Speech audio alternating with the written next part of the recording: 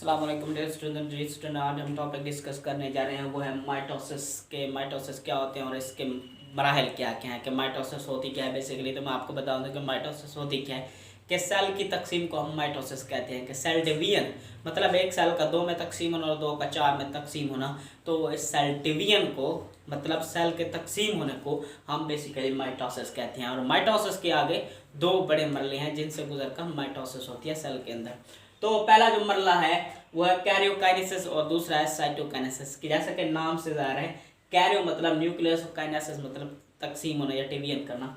तो फर्स्ट होगा कैरियोकाइनेसिस मतलब न्यूक्लियस की तकसीम और साइटोकाइनेसिस मतलब साइटोप्लाज्म की तकसीम। ये दो बड़े मराइल हैं माइटोसिस के। तो फर्स्ट हम जो मराइल पढ़ेंगे वो है कैरियोकाइनेसिस और इसके बाद साइटोकाइनेसिस को डिस्कस करेंगे। तो लेट्स सी कैरियोकाइनेसिस क्या होता है। Karyokinesis, division of nucleus is called karyokinesis. It has further phases. तो ये हो गया कि डिवीजन ऑफ न्यूक्लियस के न्यूक्लियस की तकसीम को हम कैरियोकाइनेसिस कहते हैं। और इसके जो आगे मराइल हैं वो ये हैं प्रोफेज, मेटाफेज, एनाफेज और टीलोफेज। ये चार तरह के मराइल हैं जो आपको इस पिक से समझाए जाएंगे और आपको इसी पिक से ये चार मराइल का कॉन्सेप्ट क्लियर होगा। तो लेट्स सी स्टूडेंट, इन चारों मराहल को हम इस पिक से स्टडी करेंगे और साइटोकाइनेसिस को भी इसी पिक से हम इसी स्ट्रक्चर से हम डिस्कस करेंगे। तो अगर आपको इस पिक की समझ आ गई, स्ट्रक्चर की समझ आ गई जैसे कि मैं पढ़ाऊंगा, तो यकीनन आपको फुल माइटोसिस का कंसेप्ट आ जाएगा। तो अभी हम डिस्कस करने लगे हैं कैरियोकाइनेसिस के न्यूक्लियस की तकसीम कैसे होती है। तो let's see student, in the pick मैं आपको पिक से सारा कॉन्सेप्ट दूंगा और ये एक बहुत ही इजी लेकिन थोड़ा सा लेंथी है, बहुत ही इजी सा टॉपिक है। तो लेट्स सी स्टूडेंट, तो फर्स्ट हम G2 फेज से शुरू करते हैं। जैसा कि हमने फर्स्ट इंटरफेज में पढ़ा था कि G2 फेज में सेल्स कहाँ पर पहुंच जाते हैं, उस स्टेज पर पहुंच जाते हैं, मतलब मैच्योर हो जाते हैं और डिवीजन के काबिल हो जाते हैं। मतलब उनमें माइटोसिस होने की सलाहियत होती है। वो प्रोटीन तैयार कर रखे होते हैं अपने लिए और वो माइटोटिक फेज में दाखिल होते हैं। तो बेसिकली G2 फेज के बाद ये जो प्रोफेज है ये माइटोटिक फेज का पहला मरला है। तो आज हम इस फेज को कंप्लीटली स्टडी करेंगे। तो लास्ट G2 फेज इंटरफेज का लास्ट फेज था, इंटरफेज का आखिरी मरला था G2 फेज, जिसमें हमने पढ़ा था कि सेल्स तो एक तो अपना साइज इंक्रीज करता है, दूसरा ये है कि अपने लिए प्रोटीन तैयार करता है जो कि माइटोसिस के लिए ज़रूरी है। तो ये जो G2 फेज है इसमें जो सेल है ये अपने लिए प्रोटीन तैयार करता है। क्यों प्रोटीन तैयार करता है? फॉर इट्स माइटोसिस के इसमें सेल डिवीजन हो जाए। तो मैं आपको ये एक सेल है, ये G2 फेज का सेल है, इसमें माइटोसिस होने की सलाहियत है, इसमें सेल डिवीजन करने की सलाहियत है, मतलब इसमें एनर्जी है कि ये सेल डिवीजन कर सकता है। तो ये इसका एक न्यूक्लियस होगा, न्यूक्लियोलस होगा और ये इसका ये सेंटर में जो आपको छोटा सा डॉट नजर आ रहा है ये इसका न्यूक्लियोलस होगा। तो ये जो पूरा होल आपको सेंटर नजर आ रहा है ये है न्यूक्लियस। और न्यूक्लियस में क्या पाया जाता है? Chromatin material. जो क्रोमेटिन मटेरियल है वो प्रोफेज में सिकुड़ता जाएगा, ठीक है, कंट्रैक्ट हो जाता है। तो ये जो आपको चीज नजर आ रही थी सेंट्रोसोम, तो मैं आपको पहले बताऊं कि सेंट्रोसोम बहुत ही अहम है इस टॉपिक में और आपको सेंट्रोसोम को बार बार जिक्र मिलेगा कि सेंट्रोसोम बेसिकली क्या होते हैं। तो हमने पढ़ा था कि सेंट्रियोल में हमने पढ़ा था कहीं पर कि सेंट्रियोल्स का जोड़ा मतलब सेंट्रियोल्स का एक जोड़ा मतलब ट्यूब्यूल्स का जोड़ा पाया जाता है न्यूक्लियस के दरमियान इन एनिमल सेल में न्यूक्लियर के दरमियान सेंट्रियोल्स का जोड़ा पाया जाता है, मतलब माइक्रोट्यूब्यूल्स का जोड़ा पाया जाता है जिसे हम बेसिकली सेंट्रोसोम का नाम देते थे। ये वही माइक्रोट्यूब्यूल्स हैं या ट्यूब्यूल्स हैं या सेंट्रियोल्स हैं जो हमने पढ़ा था कि एनिमल सेल्स में न्यूक्लियस के दरमियान सेंट्रियोल्स का एक जोड़ा पाया जाता है जिसे हम बेसिकली सेंट्रोसोम का नाम देते हैं। तो ये वही सेंट्रोसोम है। तो प्रोफेज जो है ना, ये जो प्रोफेज आपको नजर आ रहा है ये बहुत ही लंबा सा फेज है। प्रोफेज, ये भी प्रोफेज, ये भी प्रोफेज, ये एक लंबा सा फेज है, मतलब एक बहुत बड़ा मरहल है, पेचीदा मरला है। तो हम पहले प्रोफेज को डिस्कस करेंगे। तो ये होगा first phase of karyokinesis. Karyokinesis का पहला मरला क्या है? प्रोफेज, जो कि बहुत लेंथी मरला है। तो पहले हम प्रोफेज को डिस्कस करते हैं। हमने यहाँ पर पढ़ा कि G2 फेज में सेल्स जो है ना इस काबिल है कि इसके पास एनर्जी है, इसके पास प्रोटीन है कि माइटोसिस कर सकता है और इसका जो सेंट्रोसोम है वो रेप्लिकेट हो सकता है और इसका जो न्यूक्लियस है इसमें जो क्रोमेटिन मटेरियल पाया जाता है वो सिकुड़ सकता है और इसके पास चला जाता है कि माइटोसिस कर सकता है। और अब ये माइटोटिक फेज में दाखिल हो रहा है, ये इंटरफेस माइटोटिक फेज में दाखिल हो रहा है। तो हम फर्स्ट माइटोटिक फेज को पढ़ रहे हैं। पहला जो मरला है माइटोसिस का वो है प्रोफेज। तो कैरियोकाइनेसिस को हम पहले डिस्कस कर रहे हैं और कैरियोकाइनेसिस और माइटोटिक फेज का जो पहला मरला है वो है प्रोफेज। तो हम प्रोफेज को पहले डिस्कस करेंगे। तो लेट्स सी स्टूडेंट, प्रोफेज में क्या होता है? एक तो क्रोमेटिन मटेरियल सिकुड़ेगा। तो आप मैं जैसे आपको बता रहा हूँ, आपने फेज में भी ऐसा लिखना है। अगर कोई एग्जाम आए तो हेडिंग प्रोफेज की दे के जो मैं बातें कर रहा हूँ, जो मैं आपको समझा रहा हूँ, आपने वैसे ही डिस्क्राइब करना है, वहां पर वैसे ही मेंशन कर देना है। तो आपको यहाँ पर कॉन्सेप्ट की जरूरत है और your all heed should be on board, should be on this topic. तो लेट्स सी स्टूडेंट कि ये प्रोफेज है, माइटोटिक फेज का पहला मरला, मतलब माइटोसिस का पहला मरला है प्रोफेज।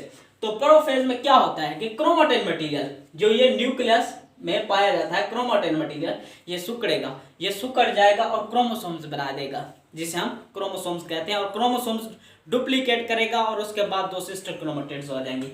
ये क्रोमोसोम आपको नजर आ रहा है पूरा, ये डुप्लीकेशन करेगा, ये एक कॉपी तैयार कर लिया इसने और दो सिस्टर क्रोमेटिड्स बना दे, दो सिस्टर क्रोमेटिड्स बना दी इसने, ये दो सिस्टर क्रोमेटिड्स बनाएगी क्योंकि यहाँ पर क्रोमेटिन मटेरियल सिकुड़ गया और क्रोमोसोम्स यहाँ पर बना दिए और दो सिस्टर क्रोमेटिड्स इसके पास हैं। तो इसके बाद क्या करेंगे? ये सेंट्रोसोम जो है ना रेप्लिकेट करेगा, मतलब ये जो सेंट्रोसोम है ये दो में कन्वर्ट होगा, रेप्लिकेट हो जाएगा, तकसीम हो जाएगा। तो यहाँ पर देखें, ये जो सेंट्रोसोम है यहाँ पर रेप्लिकेट हुआ, यहाँ पर दो में तकसीम हुआ। तो आगे देखते हैं, एक तो यहाँ पर क्या हुआ कि क्रोमेटिन सिकुड़ा और क्रोमोसोम्स बना दिए और उसके बाद जो है ना सेंट्रोसोम रेप्लिकेट हुआ और सेंट्रोसोम दो में तकसीम हो गया। यहाँ पर क्रोमेटिन सिकुड़ा और सेंट्रोसोम दो में तकसीम हो गया।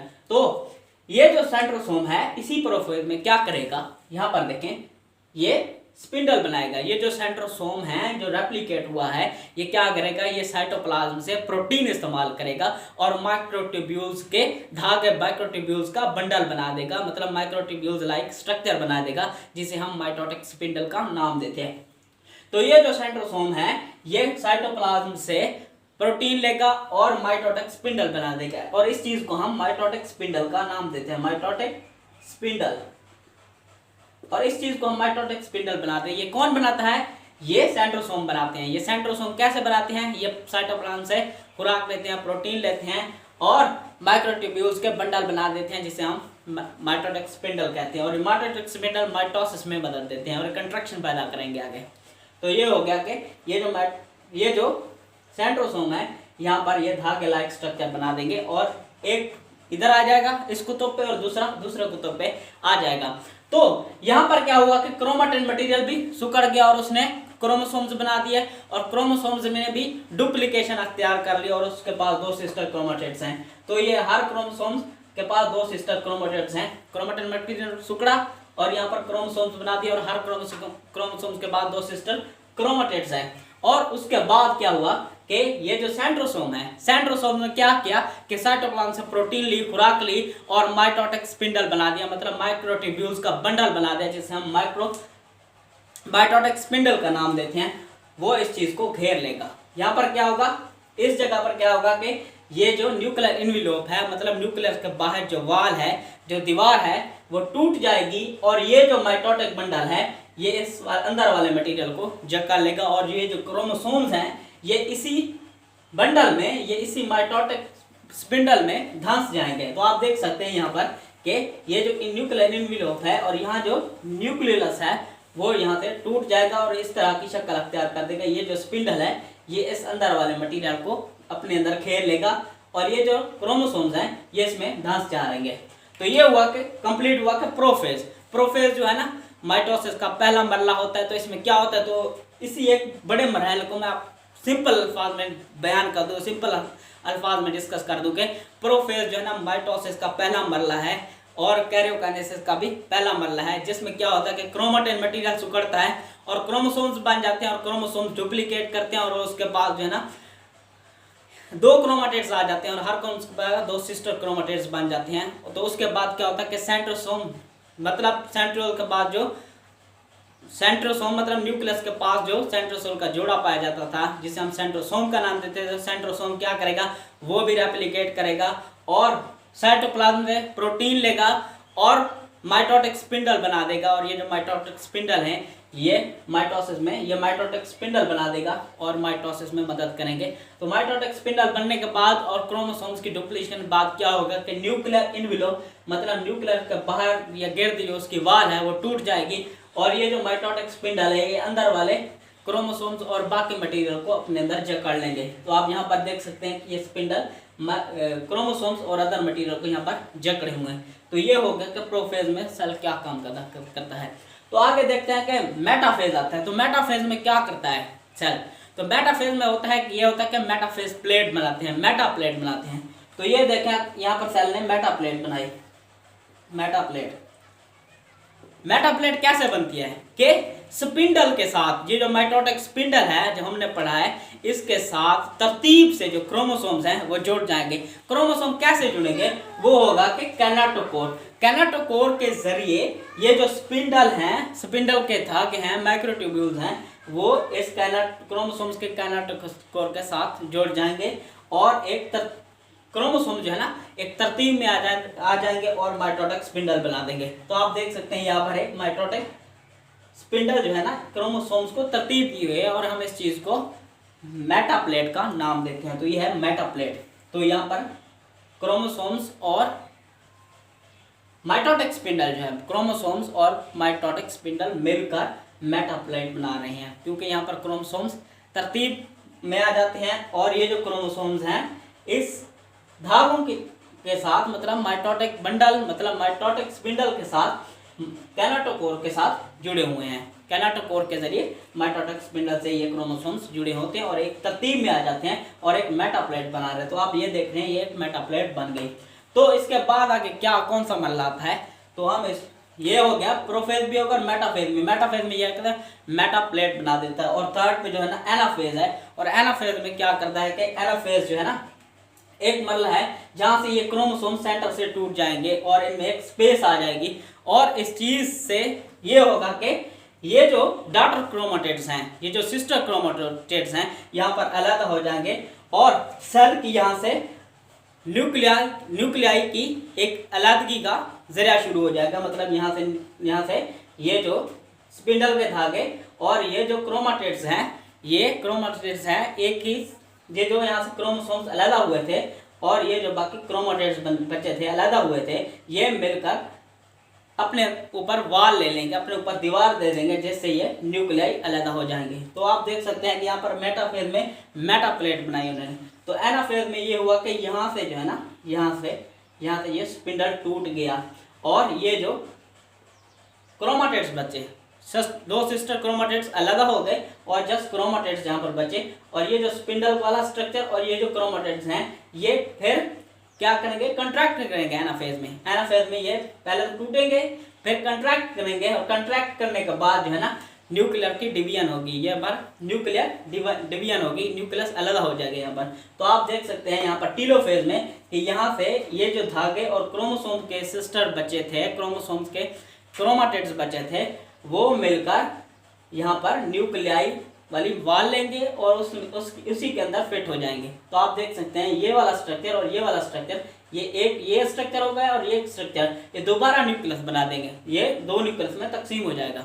तो आप देख रहे हैं कि एनाफेज में पहले तो स्पिंडल टूटे, क्रोमोसोम्स के साथ ही स्पिंडल टूटे और फिर न्यूक्लियर की डिवीजन हो गई, मतलब न्यूक्लियस डिवाइड हो गए, एक इधर आ गया और एक इधर आ गया।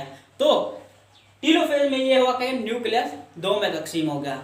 ठीक है, तो आपको यहाँ पर समझ आ गई कि टीलोफेज में न्यूक्लियस क्या हुआ, दो में तकसीम हो गया कि जो स्पिंडल बचे थे टूटने के बाद और क्रोमोसोम्स के क्रोमाटिड्स बचे थे वो मिलकर सुकड़ गए और उन्होंने एक वाल ले लिया अपने ऊपर और न्यूक्लियस को डिवाइड कर दिया और यहाँ पर दो डॉटर न्यूक्लियाई बन गए। तो आप देख सकते हैं ये दो डॉटर न्यूक्लियाई बना दी टीलोफेज में। तो टीलोफेज में जो है ना सेल की डिवीजन स्टार्ट हो जाएगी और यहाँ से सेल एक ही अंदर की तरफ कंट्रिक्ट कर जाएगा और अंदर की तरफ मुड़ जाएगा। तो आप देख रहे हैं ये अंदर की तरफ टीलोफेज में सेल मुड़ जाएगा। और साइटोकाइनेसिस में क्या होगा कि साइटोप्लाज्म और जो न्यूक्लियस है इसकी डिवीजन हो जाएगी और सेल दो में तकसीम हो जाए। तो आपको नजर है कि ये सेल दोबारा उसने अपनी पहले वाली हालत अख्तियार कर ली है। तो यहाँ पर एक साइटोकाइनेसिस हो गई। तो सिंपली ये होगा कि सेल का दो में तकसीम होना माइटोसिस कहलाता है। और माइटोसिस का जो फर्स्ट मरला है हमने वो कैरियोकाइनेसिस का पढ़ा, मतलब कि न्यूक्लियस की तकसीम। तो न्यूक्लियस की तकसीम के आगे 4 मराहल हमने डिस्कस किए हैं, प्रोफेज, मेटाफेज, एनाफेज और टीलोफेज। प्रोफेज क्या होता है कि प्रोफेज माइटोटिक का पहला मरला है, माइटोसिस का पहला मरला, जिसमें ये हुआ कि क्रोमेटिन करता है और उसके बाद जो सेंट्रोसोम है वो रेप्लिकेट होते हैं और क्रोमोसोम्स जो है ना वो बन जाते हैं और उनकी डुप्लीकेशन होती है। तो उसके उसी के साथ ही जो सेंट्रोसोम है वो भी रेप्लिकेट होते हैं और आगे धागे बनाते हैं जिसे हम माइटोटिक स्पिंडल का नाम देते हैं। और ये जब मैच्योर हो जाते हैं धागे और ये क्रोमोसोम्स बन जाते हैं तो इसके बाद न्यूक्लियर इन्वेलप टूटता है। तो न्यूक्लियर इन्वेलप टूटने के बाद ये जो स्पिंडल है ये अंदर वाले मटेरियल को घेर लेते हैं और इसमें जो है ना आगे मेटाफेज का मरला शुरू होता है। मेटाफेज में ये होता है कि क्रोमोसोम तरतीब में आ जाते हैं और स्पिंडल उन्हें कैरी किए होते हैं और एक प्लेट बना देते हैं मेटाफेज में, जिसे हम मेटा प्लेट का नाम देते हैं। और मेटाफेज के बाद जो एनाफेज का मरला आता है तो एनाफेज में ये होता है कि क्रोमोसोम्स के जो सिस्टर क्रोमेटिड्स हैं वो अलहदा हो जाते हैं, माइटोटिक स्पिंडल के धागों के साथ अलहदा हो जाते हैं और वो जो धागे और बचे क्रोमेटिड्स हैं वो सुकड़ जाते हैं और न्यूक्लियस में तकसीम हो जाते हैं और 2 डॉटर न्यूक्लियाई बना देते हैं। तो यहाँ पर देख सकते हैं ये जो धागे और बाकी क्रोमेटिड्स हैं क्रोमोसोम्स के, ये एक न्यूक्लियस बना दिया, इसने दूसरा न्यूक्लियस बनाई। तो यहाँ पर न्यूक्लियस की डिवीजन कर दी और 2 न्यूक्लियाई बना दिए यहाँ पर टीलोफेज के अंदर। और टीलोफेज के अंदर सेल की डिवीजन स्टार्ट हो जाती है। और साइटोकाइनेसिस में ये होगा जब साइटोप्लाज्म तकसीम होता है, यहाँ पर जो है ना साइटोप्लाज्म की जब कंस्ट्रिक्शन होगी, यहाँ पर कंस्ट्रिक्ट होगा अंदर की तरफ सेंटर में धंस जाएगा और साइटोप्लाज्म की जब तकसीम हो जाती है तो सेल 2 डॉटर सेल में तकसीम हो जाता है। तो ये आपको माइटोसिस का कंसेप्ट है कि माइटोसिस के अंदर कैरियोकाइनेसिस कैसे होती है। और ये जो है ना माइटोसिस के बड़े मराहल है, कैरियोकाइनेसिस और साइटोकाइनेसिस। तो कैरियोकाइनेसिस में हमने पढ़ा कि प्रोफेज, मेटाफेज, एनाफेज और टीलोफेज, ये हमने 4 फेजेस डिस्कस कर लिए। तो उसके बाद हमारा जस्ट आता है कि साइटोकाइनेसिस। ये जो है ना साइटोकाइनेसिस को हम पढ़ने जा रहे हैं कि साइटोकाइनेसिस होती क्या है और इसके बाद जो है ना कैसे सेल्स एक दूसरे से अलग होते हैं। कि साइटोकाइनेसिस क्या है? Division of cytoplasm. जब न्यूक्लियस की डिवीजन हो गई तो उसके बाद एक चीज बनती है कि साइटोप्लाज्म के डिवीजन होने के बाद सेल 2 डॉटर न्यूक्लियाई में तकसीम हो गया, सेल 2 में तकसीम हो जाएगा। तो आप देख सकते हैं कि एनिमल सेल में ये कैसे डिवाइड होगा कि एनिमल सेल में साइटोकाइनेसिस कैसे होती है, कि साइटोप्लाज्म की तकसीम कैसे होती है इन एनिमल सेल। तो by cleavage formation of furrow in metaplate centre. तो एनिमल जो सेल है तो उसमें जो मेटाप्लेट है वो उसमें फरो आ गई, दरार आएगी और वो साइटोप्लाज्म को अलग कर देगी। तो जैसा कि हमने यहाँ पर पढ़ा कि ये एक मेटाप्लेट है, इसके दरमियान एक दरार पैदा हो जाएगी जो 2 सेल्स को आपस एक दूसरे से अलग कर देगी। तो हम इस चीज को साइटोकाइनेसिस कहते हैं। द एनिमल सेल में जब मेटाप्लेट बनती है तो उसके दरमियान एक दरार आ जाती है और सेल को 2 हिस्सों में तकसीम कर देती है। तो हम इस चीज को साइटोकाइनेसिस इन एनिमल कहते हैं। तो प्लांट सेल में साइटोकाइनेसिस कैसे होती है? कि जैसे कि आपने पढ़ा था कि गोल्जी कॉम्प्लेक्स, ये गोल्जी ऑपरेट से निकलने वाली जो थैलियां हैं वो सेल के सेंटर में जमा हो जाती हैं और जैसे जमा होती रहती हैं और सेल वॉल की तरफ टकर जाती हैं और सेल वॉल्स की तरफ टकर जाती हैं और उसका जो अंदरला मटेरियल है वो सेल वॉल की तरफ धंस जाता है। और इसी तरह and form the cell plate और फ्रैग्मोप्लास्ट, और ये सेल प्लेट बना देते हैं या फ्रैग्मोप्लास्ट बनाते हैं, which increase size and cell divide to daughter, जो साइज में बढ़ता रहता है और 2 डॉटर सेल्स में तकसीम हो जाता है। यह है कि प्लांट में साइटोकाइनेसिस कैसे होती है। कि प्लांट में साइटोकाइनेसिस ऐसे होते हैं कि गोल्गी वेसिकल से निकलने वाली थैलियाँ सेल के अंदर सेंटर में जमा होती रहती हैं और अपने साइज को इंक्रीज करते रहती हैं और सेल मेम्ब्रेन के साथ जुड़ जाती हैं और जो अंदरला मटेरियल है सेल का वो सेल वॉल के साथ जुड़ जाता है और इसी तरह इंक्रीज होता रहता है साइज। और एक टाइम आता है, एक एज आता है जब सेल 2 में तकसीम हो जाता है। तो ये होगा कि प्लांट और एनिमल सेल में साइटोकाइनेसिस क्या होते हैं। जब साइटोकाइनेसिस होती है तो उसके बाद मुकम्मल माइटोसिस का अमल कंप्लीट हो जाता है। तो हम इस चीज को कहते हैं कि माइटोसिस कंप्लीट हो गई आफ्टर साइटोकाइनेसिस। पहले पढ़ा है कि कैरियोकाइनेसिस के न्यूक्लियस की यहाँ से जो हमने प्रोफेज से लेकर टीलोफेज तक जो मरला पड़ा था वो था कि कैरियोकाइनेसिस के न्यूक्लियस की तकसीम कैसे होती है। न्यूक्लियस की तकसीम जब दो न्यूक्लियाई में तक तब्दील हो जाता है तो उसके बाद साइटोकाइनेसिस मतलब साइटोप्लाज्म की तकसीम शुरू हो जाती है। तो साइटोप्लाज्म की तकसीम शुरू होने के बाद ही जब यह खत्म हो जाती है साइटोप्लाज्म की तकसीम, तो उस वक्त सेल दो डॉटर न्यूक्लियाई में, तो डॉटर सेल में तकसीम हो जाता है। तो हम यहाँ पर कहते हैं कि माइटोसिस में कंप्लीट हो गई। तो ये था कि माइटोसिस क्या होती है, और आज हमने माइटोसिस के दो बड़े मलाइल को डिस्कस किया कि कैरियोकाइनेसिस क्या होती है। और कैरियोकाइनेसिस के हमने आगे 4 फेज पढ़े, और उसके बाद साइटोकाइनेसिस क्या होती है। तो साइटोकाइनेसिस के फौरन ही बाद माइटोसिस कंप्लीट हो जाती है। तो एनिमल सेल और प्लांट सेल में भी हमने साइटोकाइनेसिस पढ़ी कि साइटोकाइनेसिस में कैसे होती है। तो let's see student, if you like my lecture so don't forget to subscribe my channel and press the bell icon for the new and latest video. तो जी student, okay guys, thank you, अल्लाह हाफिज़।